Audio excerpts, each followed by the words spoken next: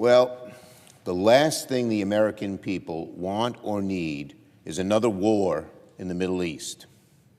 But if you listen to Secretary Pete Hegseth's press conference this morning, one thing is crystal clear: America is at war.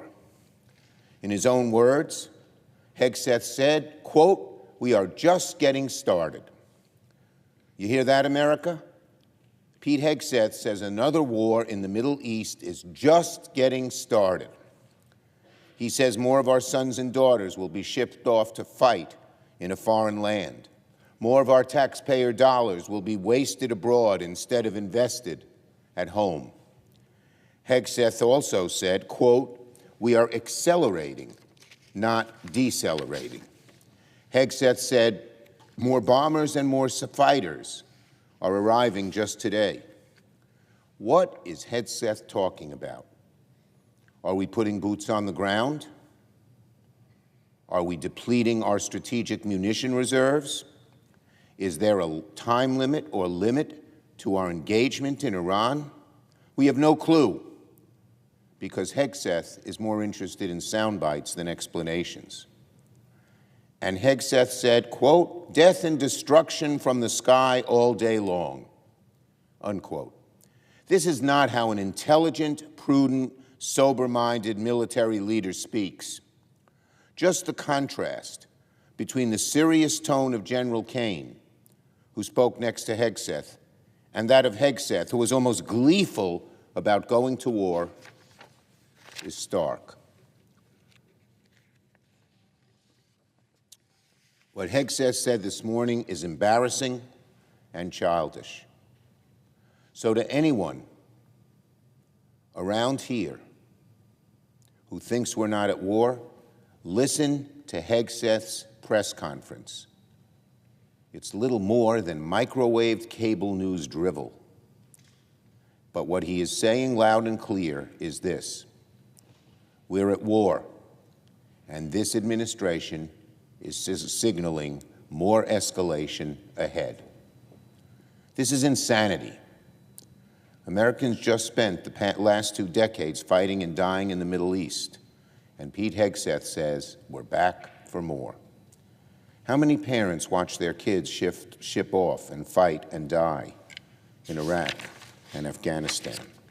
How many sleepless nights did families have over the last 20 years worried about their loved ones?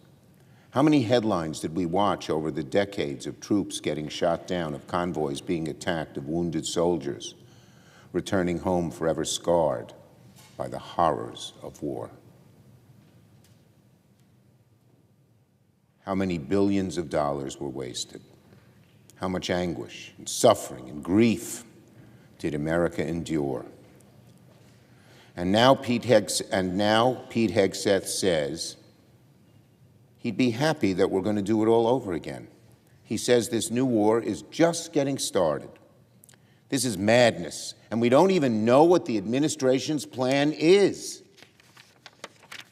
I just sat yesterday with my Senate colleagues for an all-senators briefing.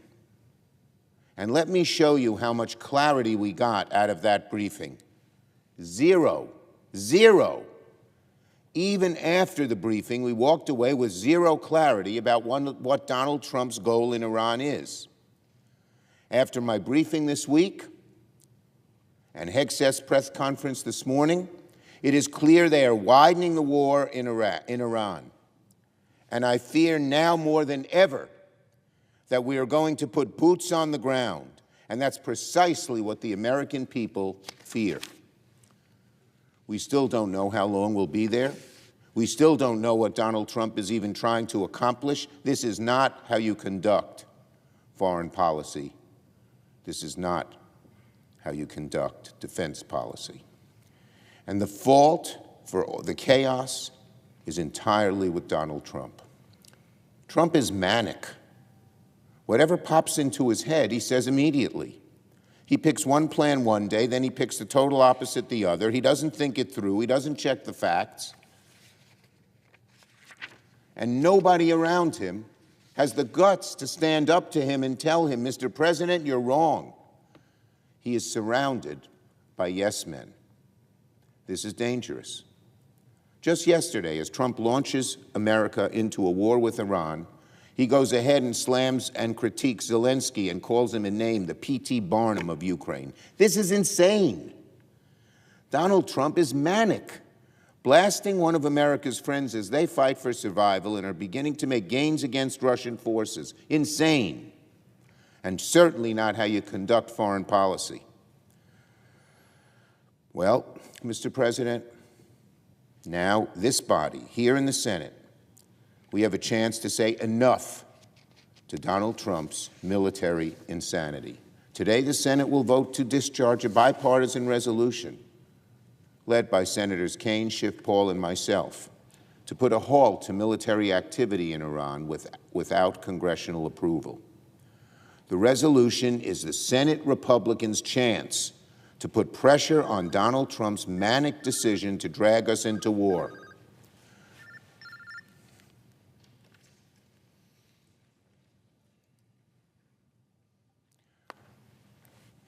Americans overwhelmingly oppose war with Iran, and Senate Republicans have a duty to stand up for Americans by forcing Donald Trump to reverse course.